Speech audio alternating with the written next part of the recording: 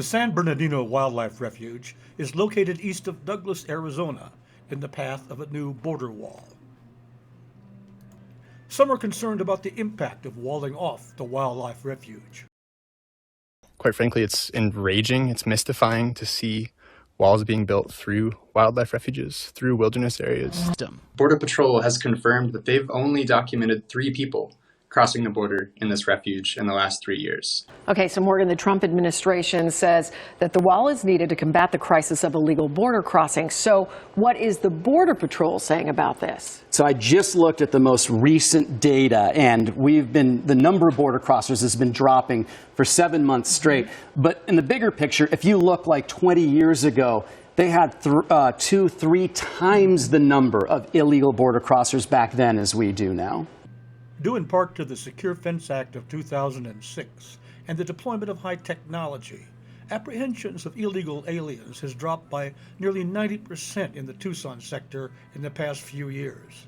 To detect and interdict illegal border traffic, in 2014, Customs and Border Protection installed 8 integrated fixed towers near the San Bernardino Wildlife Refuge. Day-night cameras are mounted just above a radar antenna system.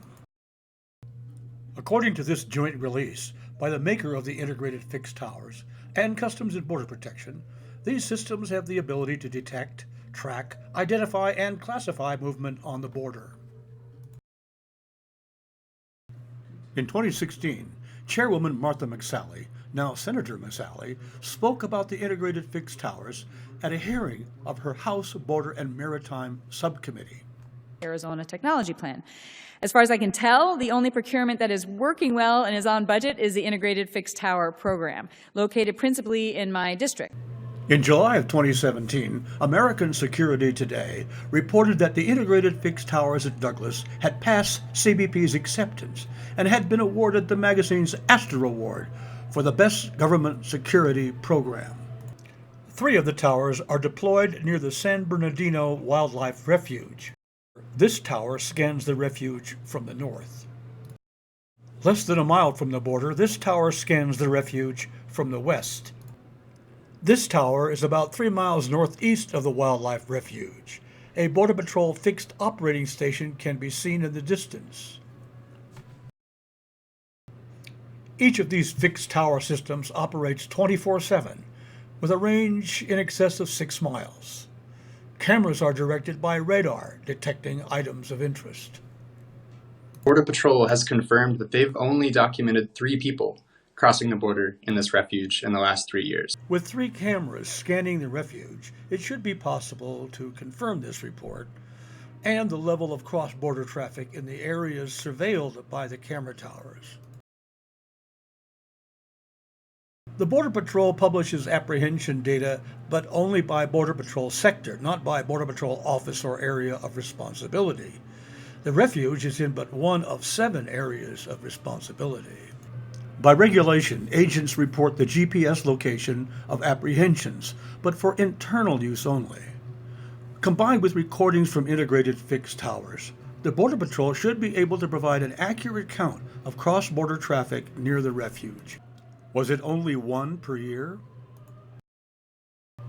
Was the integrated fixed tower system so effective that it prevented illegal entries? In June of 2019, it was announced that an integrated fixed tower system would be installed on the Tohono O'odham Indian Reservation. 10 towers were to be installed. In the past 5 years, 258 migrant deaths were reported on the reservation, while only 2 have been reported in the general vicinity of the San Bernardino Refuge. There is a vehicle barrier along the reservation border, but there are no known plans for a wall in the near future. Is it expected that 10 integrated fixed towers will prevent illegal pedestrian traffic onto the reservation? Are these new integrated fixed towers better than a wall? Integrated fixed towers are also used to secure the border in and near the Coronado National Forest and Monument. It is unclear when the government plans to begin construction of a new wall to replace the existing vehicle barriers.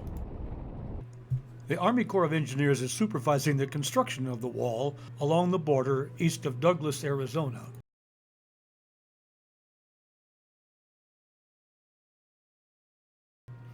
It is a massive project, costing $20 million a mile.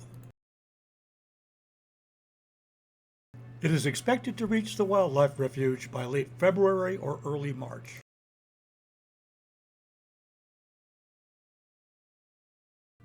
This look at the San Bernardino border wall issue has raised some serious questions. Is the problem of illegal migration onto the wildlife refuge under control, or is a 30-foot wall necessary? Will the technology used at this refuge be sufficient to control the border at the Tohono O'odham Indian Reservation? How is the use of integrated fixed towers working at the Coronado National Forest? Could this technology be used elsewhere, such as the Cabeza Prieta Wildlife Refuge? Customs and Border Protection has long been faced with the problem of metrics, how to measure border security. In 2016, the Migration Policy Institute said that without such metrics, basic questions cannot be answered, and Congress and DHS have difficulty in evaluating existing policies. Border Patrol has confirmed that they've only documented 3 people crossing the border in this refuge in the last 3 years. Under the president's proposal, there's nothing on the table other than what's in his head and what he's saying. GAO looked at it back last summer and said they could find no matrix or anything as to what they would do if they had this money.